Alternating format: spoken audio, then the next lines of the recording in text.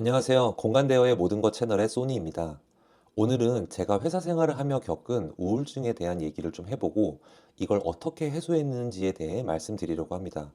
추가로 제가 했던 다양한 부업과 현재 진행 중인 공간대여 사업을 시작하게 된 계기를 말씀드리겠습니다. 현재 직장 생활을 하시거나 퇴사하신 분 또는 경력이 단절된 주부님들 모두 이 영상 보시면 정말 도움 되실 거라고 생각합니다. 구독과 좋아요 부탁드려요. 혹시 일요일 밤만 되면 우울해지는 경험을 해본 적 있으신가요?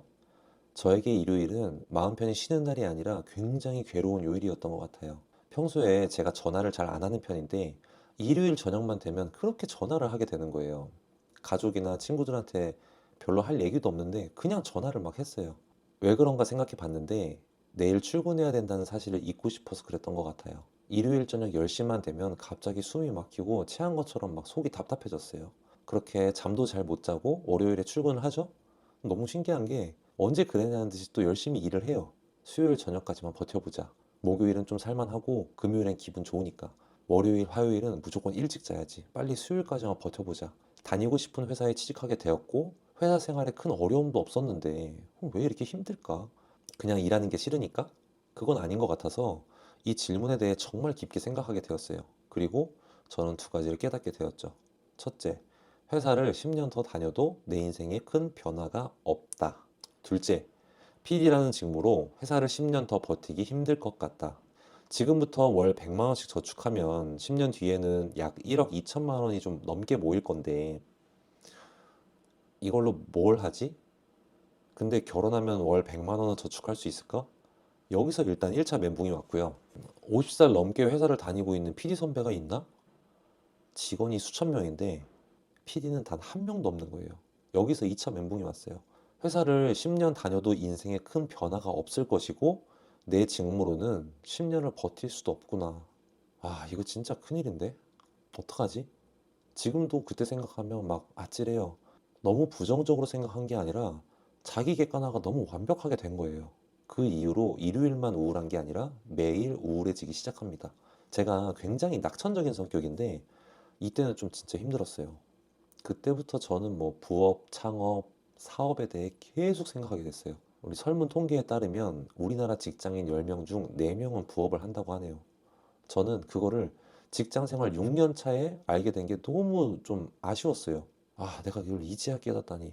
일단 사업이란 말은 좀 거창하고 그냥 추가 소득을 올릴 수 있는 파이프라인을 만들어 보자. 정말 조금 벌어도 상관없으니 두 가지만 만족하는 부업을 해보자. 하나는 시간의 자유로울 수 있는 거. 둘째는 시작은 적게 벌어도 수익 확장성이 있는 거. 이 두 가지 조건에 맞는 부업의 종류를 찾기 시작했어요.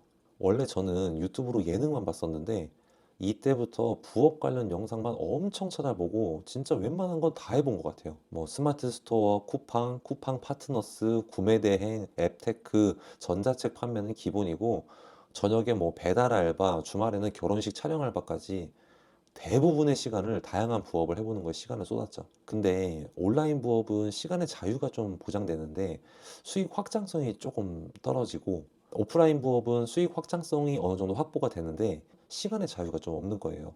아, 물론 제가 말씀드린 부업을 엄청 잘하시고 사업으로 이제 하시는 분들도 많다는 걸 알지만 회사 다니면서 제가 했던 거에 있어서 저는 해당되지 않았던 것 같아요. 1년간 다양한 부업을 하면서 제가 얻은 건 딱 하나였어요. 성실함. 전 원래 좀 게으른 편이었거든요.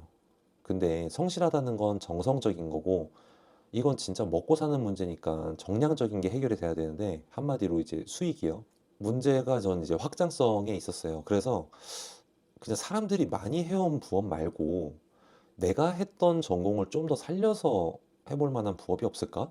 그러면 이제 촬영을 좀 많이 다녀야 할 건데, 이 생각을 하다가 문득 제가 촬영 다니면서 아주 특별한 경험을 했던 게 갑자기 딱 생각났어요. 저는 일주일에 한 번 가정집에서 촬영을 하는 것이 회사 업무였어요. 매주 사이트에서 일반 가정집 이미지를 보고 법인카드로 이제 공간 대여비 뭐 15만 원에서 20만 원 사이 이렇게 뭐 결제를 하고 그 공간에서 계속 촬영을 제가 다녔던 거예요. 제가 1년에 한 100가구 정도는 촬영차 방문했던 것 같아요.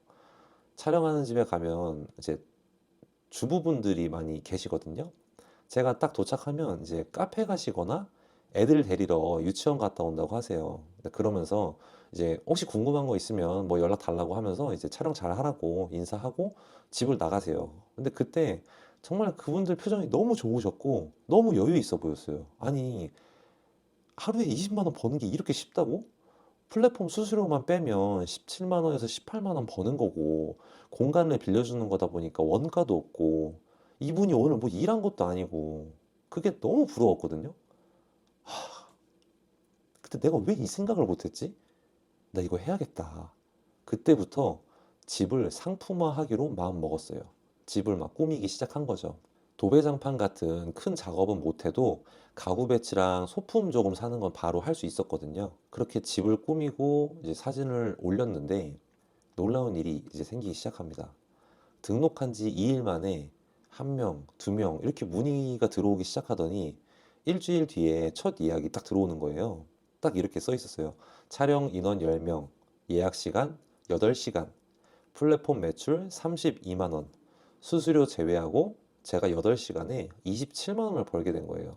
저는 회사에서 업무 보다가 집에 이제 촬영차 방문을 하시는 분들한테 안내 메시지를 딱 보내주면 이제 할 일 끝. 그때 정말 그 기분을 잊을 수가 없어요. 그렇게 이 부업을 1년 정도 하면서 정말 다양한 노하우를 통해 예약 건수도 늘리게 되었어요. 이제는 뭐 월에 150만 원에서 많게는 300만 원 사이에 고정 수익이 발생하게 되었고요. 그리고 이 시기에 회사를 퇴사하게 됩니다. 제가 오늘 이 영상을 촬영한 날짜가 4월 16일이거든요. 오늘 연락 온 거 제가 한번 보여드릴게요. 다음 달 주말 12시간 예약이 들어왔는데 지금 계산하면 이게 하루에 90만 원이거든요. 근데 이제 대학생 단편 영화 촬영이라고 해서 제작비가 좀 부족하다는 거예요. 그래서 제가 이제 60만 원에 대여해 주기로 했어요. 방문하는 인원자 수가 많다고 제가 뭐 일을 더 하는 건 아니니까요. 이런 예약이 한 달에 5건만 고정적으로 있으면 한 달에 300만 원 버는 거예요. 아까 제가 말한 부업의 두 가지 조건이 있잖아요. 시간의 자유와 수익 확장성. 이 두 가지를 모두 만족하는 거를 저는 이제 공간 대여업에서 찾았어요. 현재 저희 집 외에 다른 매물을 추가로 이제 하게 되었고, 어떻게 보면 진짜 이제 사업이 돼버린 거죠.